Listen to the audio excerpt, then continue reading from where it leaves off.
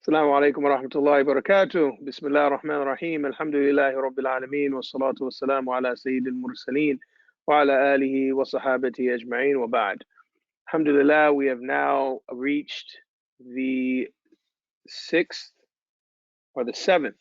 We've reached the seventh juz'ah of the Quran, and as we usually do, we connect the themes with every juz'ah, and pretty much we'll also continue to do that with every surah, or the connections between every surah. So in the last juz'ah, we left off talking about the setting the record straight with regard to making sure that we don't have the internal deviances or the things that can cause internal deviances that lead us astray from within.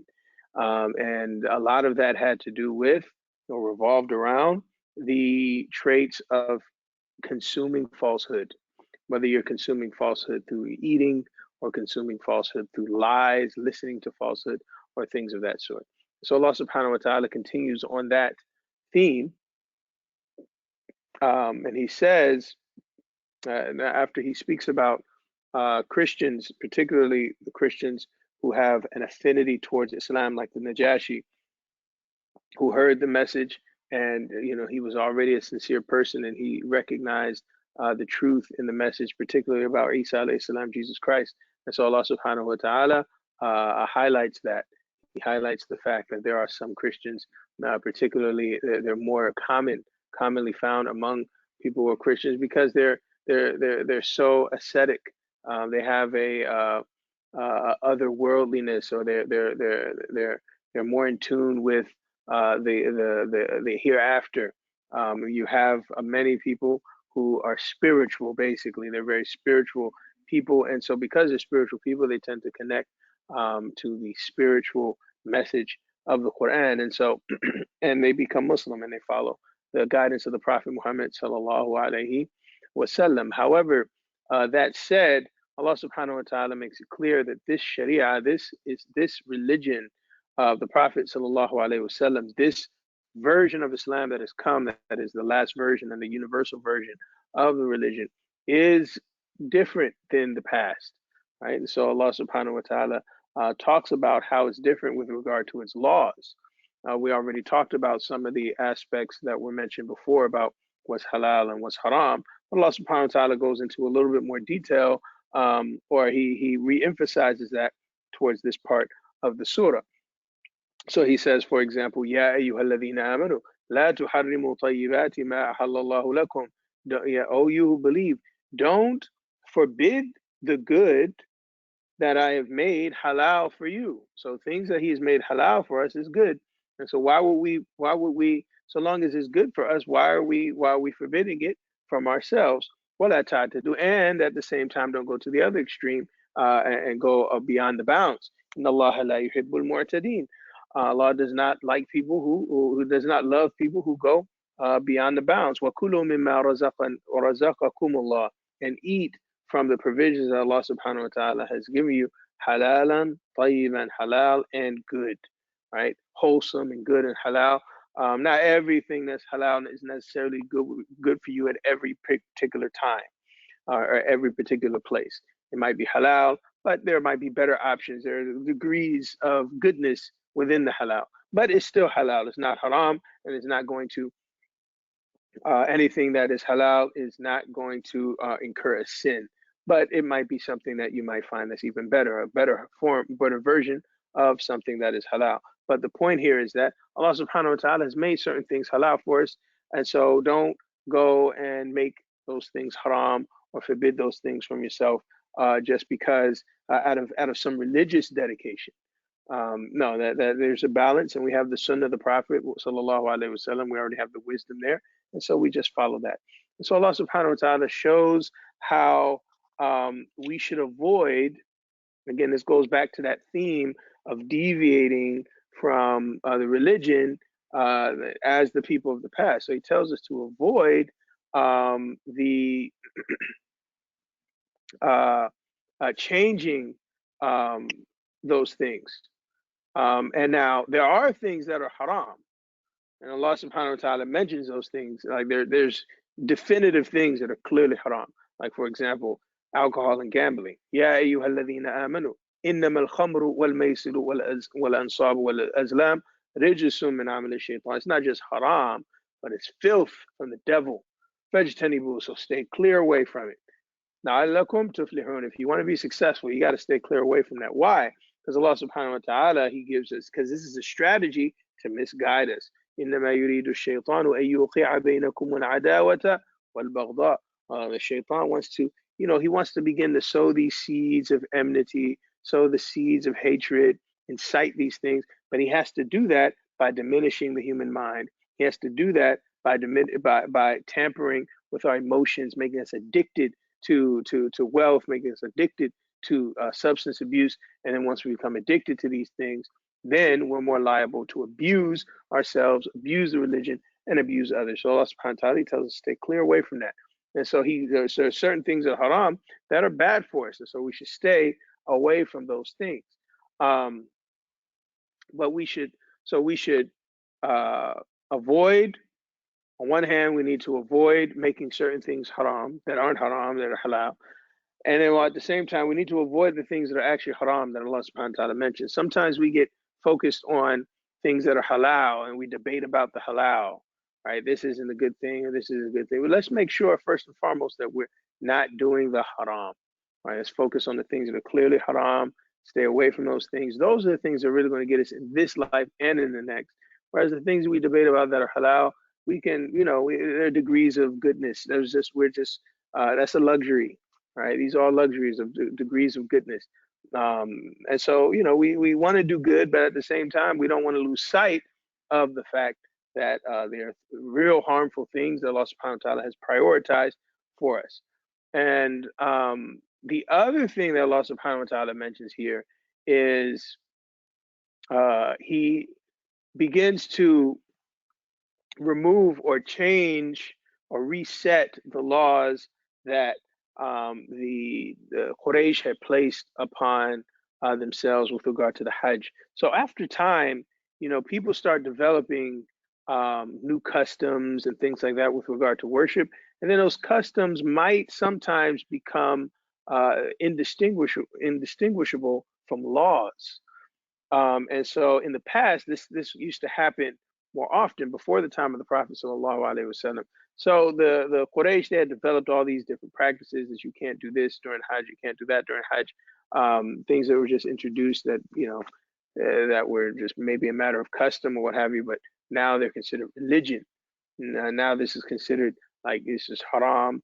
So Allah subhanahu wa ta'ala, he releases us from these things. Now the reason why this is important is because particularly hunting during the Hajj. So this is the part that Allah subhanahu wa ta'ala talks about here is related to hunting during the Hajj. But the reason why he's talking about this kind of thing is because earlier on, if you remember, he talked about consuming haram or consuming falsehood, consuming things that are harmful for us spiritually, as well as listening to things that are also harmful for us.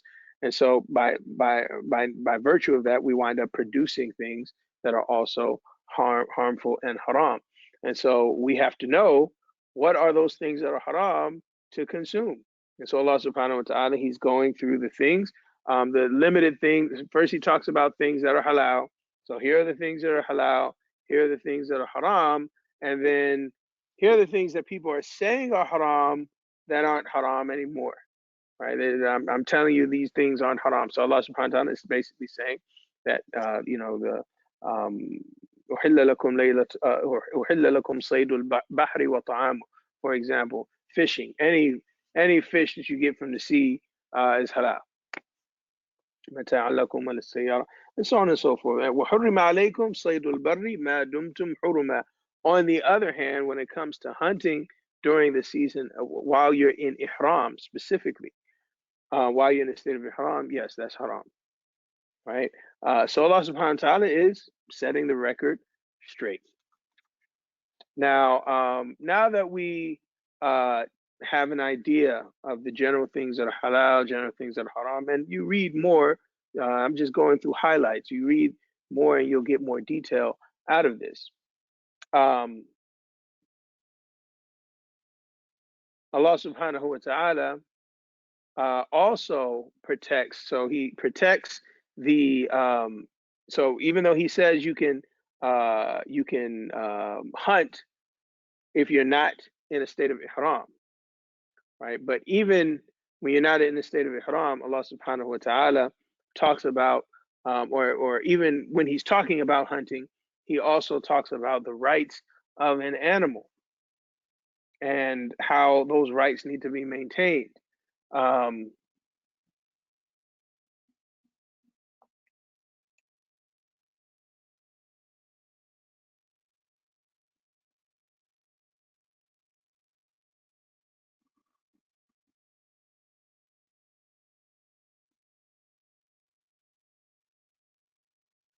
يا أيها الذين آمنوا لا تقتلوا الصيد وأنتم حرم. Don't kill hunting prey while you're in a state of ihram. وَمَنْ قَتَلَهُ مِنْكُمْ مُتَعَمِّدًا. And if someone kills it intentionally, and then from there he goes into all the things you have to do as to compensate for the fact that you killed this animal. So certain animals have a certain rights while you're in the state of ihram, and so he even protects the rights of animals for with regard to people in a state of ihram. But then further from that, Allah Subhanahu wa Taala also talks about um, the wealth of people. He already talked about a lot of the rules related to wealth in the previous surahs, like Surah An-Nisa and Surah Al-Baqarah. But here he also even a person who dies alone and leaves behind wealth, or he leaves behind a will, and his people aren't there, and these type of things. What protections does that person have? Allah Subhanahu wa Taala even talks about that person and what kind of protections they have with regard to halal wealth. The reason why, or preserving their wealth, the reason why is because if you, just like with food, if you kill the wrong animal, or you kill the animal in the wrong state of being, now you're consuming haram, and now that affects your spiritual state, and then that throws you off. You wind up being more inclined to sin. Same thing with wealth. You need to know what wealth is halal, what wealth is haram in all circumstances. And so Allah subhanahu wa ta'ala, he leaves none of that to assumption. And so similarly here, even in this circumstance, he gives us an idea of how that wealth, how to how to divide that wealth, or how to judge that wealth, so that people know when it's haram for them and when it's not. And so from there, Allah subhanahu wa ta'ala also protects the legacy of Isa alayhi salam. Sayyidina Isa is protecting the legacy of Sayyidina Isa. Unlike the other issues that we talked about, we were talking about food, we were talking about preserving one's mind, protecting animal rights during the Hajj, um, protecting wealth if people are traveling. But all of that is also contingent on making sure that we preserve the legacy and narrative of the religion itself, so that people don't lie about that, because people can develop lies about the laws. They might develop lies about, whether or not wealth is halal. Oh no, we can do this now. This is a different time. Now it's no longer haram. Or some people say, oh, we can kill these animals, eat these animals now because halal, halal, haram. But those are kind of easier to deal with, because you still have the text, and you can say, well, no, the text says this, and we can debate. But when it comes to the legacy of the unseen realm, or not necessarily unseen realm, but history that we don't have proof for, or like not physical proof, Allah subhanahu wa ta'ala reveals the truth about what happened with Isa alayhi salam, Sayyidina Isa, and then the questioning that he's going to have on the day of judgment, and how he responds to Allah subhanahu wa ta'ala about the legacy that he left behind, and about how the Christians, or how people used to worship him, and what he has to say about that. And so Allah subhanahu wa ta'ala talks about all these things towards the end of Surah Al-Ma'idah, and he also talks about the Ma'idah, which is the namesake of the surah, where this Ma'idah comes from. Why is it even? Why is it a thing? Like where does this come from? And what was it for? And Allah subhanahu wa ta'ala gives us all of that towards the end of Surah Al-Ma'idah. Again, this is all to help preserve the community, preserve the legacy of the community, keep us from deviating. And then so from there we go to Surah Al-An'am. In Surah Al-An'am, Allah subhanahu wa ta'ala, he gives us, there's a lot we could talk about, obviously, with all of these surahs and all these ayahs. One of the things that we want to highlight is the fact that Allah subhanahu wa ta'ala is really proving his lordship over us, his mastery over us. All the ayat, or a lot of the ayat, are talking about signs of Allah subhanahu wa ta'ala's power, signs of his majesty. And among those signs are al-an'am, are the livestock that he's given us, and the rules and regulations that come with that. So we find that Allah subhanahu wa ta'ala, he talks about creation of the heavens and the earth, but he also talks about the reality of disbelief. Like, it doesn't matter how many signs that are given to a person who really insists on being a disbeliever. You cannot force a person to believe in the Quran if they don't want to. And that's one of the things that Allah subhanahu wa ta'ala really emphasizes here. وَمَا تَأْتِيهِم مِّنْ آيَةٍ مِّنْ آيَاتِ رَبِّهِمْ إِلَّا كَانُوا عَنْهَا مُعْرِضِينَ. It doesn't matter what ayah comes to them, what sign, what miracle comes to them, they turn away from it. Right? It doesn't make a difference. So, but Allah, even with that, Allah gives them all the signs that He wants them to see, He wants them to think about. He even says, "وَلَوْ نَزَّلْنَا عَلَيْكَ كِتَابًا فِي قِرْطَاسٍ فَلَمَسُوهُ بِأَيْدِيهِمْ لَقَالَ الَّذِينَ كَفَرُوا إِنْ هَذَا إِلَّا سِحْرٌ مُبِينٌ." Even if we gave you a book straight from the heavens, like an actual physical book, and they touched it and everything, they would say, "Well, no, this is magic." They would find some excuse not to believe in it. Doesn't matter what. Even if they asked for it and you gave it to, and it was delivered to you, they asked for a miracle or asked for a sign and we give it to you, they're still not going to believe. They're going to find some excuse, because and this is basically really emphasizing the fact that Allah has already proven this enough throughout the Quran. And so anything beyond the Quran and beyond the miracles the Prophet ﷺ already did in front of those Quraysh, but for everyone else, with regard to the Quran, all the signs and miracles in the Quran, that should be enough. If a person doesn't realize that after that, then that's between them and Allah. They have to work that out. It's not something that can be forced. It's not amount. There's no amount of influence that you can put over a person that has made up their mind or that doesn't want to see certain realities. And so Allah subhanahu wa ta'ala, he talks about this in even more detail, because he wants to emphasize the fact that he knows what he's talking about. He knows what's in people's hearts. He knows the level of disbelief a person has, and he knows how much they're lying to themselves, how they know the truth and they just refuse to acknowledge it and just lie about it. So Allah subhanahu wa ta'ala talks about وَعِنْدَهُ مَفَاتِحُ الْغَيْبِ. He has the keys to all the unseen. لَا يَعْلَمُهَا إِلَّا هُ. There are certain things Allah subhanahu wa ta'ala knows and no one else knows. Right? So when he says that he says these things, well, one, he's emphasizing his power, because only Allah subhanahu wa ta'ala, who has all of his knowledge, infinite knowledge, can create the way he creates. No one else can do something like that. You have to have the keys to the unseen. But also, it emphasizes that there's nothing that escapes Allah subhanahu wa ta'ala. No thoughts.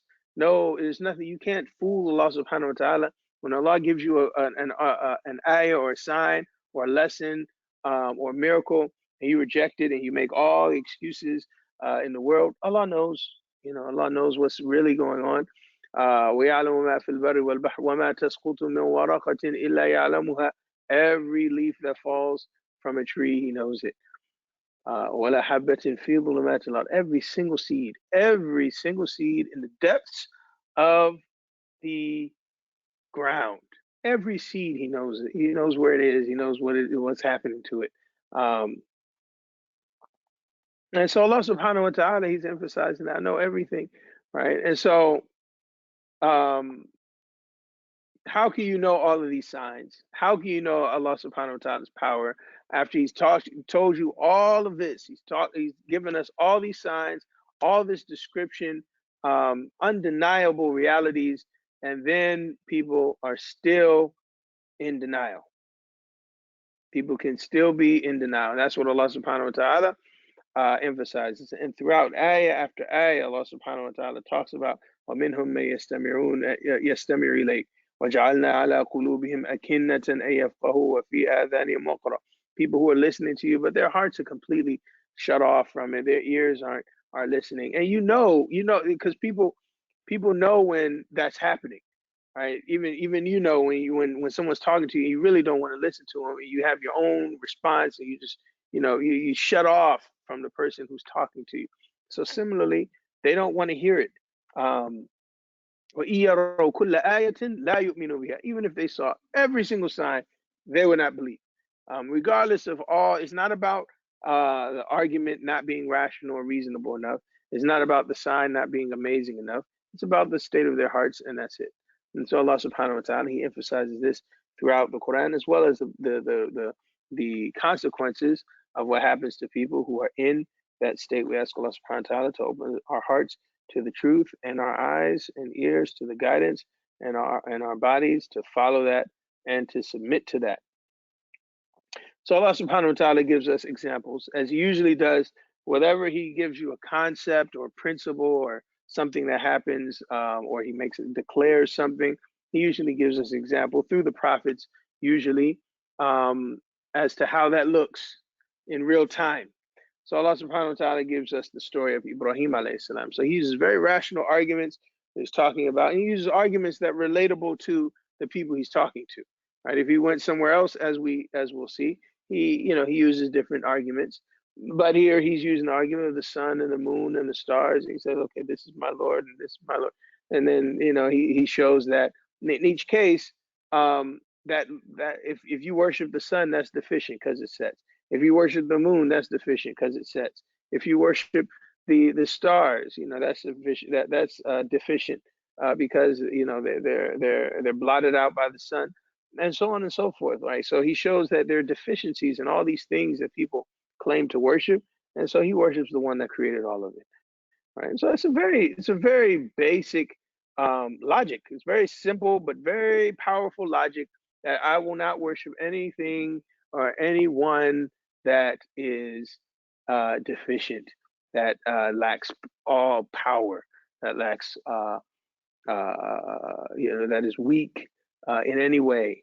And so Allah subhanahu wa ta'ala is the only one who fits that description. So Ibrahim gives that. But then even with that, what does He say? فَلَمَّا He says, after He goes through all of these examples, Ibrahim alayhi salam says, فَلَمَّا أَفَلَتْ قَالَ يَا قَوْمِ إِنِّي بَرِيءٌ مِمَّا تُشْرِكُونَ. And after the sun finally is gone, and it's clear that these people are not going to believe in what He's saying. Regardless, anything can be up in the sky. He can use an argument. They're not going to listen to Him. He says, just know that I am completely free. I'm completely innocent of what you all are worshiping, associating partners with Allah subhanahu wa ta'ala. And I turn my face to the one who created the heavens and the earth. I'm not one of the people who are idolaters, or people who associate others with Allah. And so Allah subhanahu wa ta'ala, He shows how that happens in real time. Yes, you should give da'wah. You should teach people what they need to know. But at the end of the day, if they don't want to believe, that's up to them. And you do what you're supposed to do in terms of worshiping and turning to Allah subhanahu wa ta'ala, and not being so obsessed with converting a person or convincing a person of the truth, even if it's not even a matter of conversion from Islam, from something that's not Islam into Islam, even if it's just a general debate or argument. Don't be so obsessed with convincing a person of a truth that you go overboard, or you say things that you're not supposed to say, or you do things you're not supposed to do, or you try to give concessions that you're not supposed to give. No, just say what's the truth, and then maybe a little bit of back and forth if it's required, but then you have to leave it up to Allah subhanahu wa ta'ala to reveal it. And so Allah subhanahu wa ta'ala, He shows that in the end of the day, when it comes to disbelievers, the people who disbelieve in Allah subhanahu wa ta'ala, a lot of that revolves around particularly disbelief in the Prophet Muhammad sallallahu alaihi wasallam. The people of the time during the Prophet sallallahu alaihi wasallam's time, they used to they found it strange or unacceptable that Allah subhanahu wa ta'ala would reveal the Quran to somebody like him. Right? So Allah subhanahu wa ta'ala says, وَمَا قَدَرُ اللَّهَ حَقَّ قَدْرِهِ إِذْ قَالُوا مَا أَنزَلَ اللَّهُ عَلَى بَشَرٍ مِّن شَيْءٍ. They say basically they have a low opinion of Allah subhanahu wa ta'ala, that he can't bring his revelation to a human being. You know, why is that? Why is that difficult, or why is that a problem? Because then he cites other prophets who everyone else acknowledges as true prophets with very similar characteristics. And so, قُلْ مَنْ أَنزَلَ الْكِتَابَ الَّذِي جَاءَ بِهِ مُوسَى. Who's the one that brought Musa alayhi salam his revelation? Nuran wa hudan linnas, as a light and a guidance for the people. Right. And so, in the end of the day, no, you're trying to, and he's talking about the Bani Israel. You're trying to hide the truth. You're hiding most of the truth, because if you expose the truth, you expose the history of the prophets the way that it should be known, then everyone would know that this prophet Muhammad sallallahu alaihi wasallam is the one that all the other prophets were waiting for. He's the one that was described. He's the one who he was the prophecy of the prophets before him. He's one of the prophecies that was going to come. But they hide it, and they tell people that no man would get this kind of revelation. And the Quraysh used to believe that type of thing. So Allah subhanahu wa ta'ala says, Qulillah, say Allah, let them play around in their games, let them plunging in their games. Allah subhanahu wa ta'ala, towards the end of the juz, Allah subhanahu wa ta'ala, he shows, he continues to give sign after sign after sign to show nature and logic and reason as to why you should believe in him, why he's the creator of heavens and the earth. Really making us reflect on our own selves, our own arrogance, our own pride. And in the end, he says that, basically in the end, everyone's going to find out the truth. That's not the issue. The question is, are you going to find it out before you die, or are you going to find it out after you die? And so Allah subhanahu wa ta'ala is basically telling us and warning us not to wait till death or wait till the day of judgment to acknowledge this. He's showing us that just as we see and believe what's going on around us, and we really believe in everything, the reality of everything around us, Allah created that reality. He's the same one that's telling us that the reality of the day of judgment is real, the reality of the grave is real, the reality of heaven and hell is real. And so we have to believe in that before it's too late. And then by the time it comes to us, we're not prepared for it. Prepare for it now. Allah subhanahu wa ta'ala is telling us, follow the messenger of Allah sallallahu alaihi wasallam. Follow the guidance I've given you. Is going to improve your life in this world, and it will prepare you for the life of the next world. But in the end of the day, those who don't want to believe, they just don't believe for now. And on the day of judgment and Yawm al-Qiyamah, they will have no choice but to see the truth for what it is. We ask Allah subhanahu wa ta'ala to allow us to see the truth, to allow us to be humble and submit to him, and to allow us to follow the guidance of his prophet sallallahu alaihi wasallam. Sallallahu ala sayyidina Muhammad wa ala alihi wa sahbihi wa sallam. Walhamdulillahi rabbil alameen.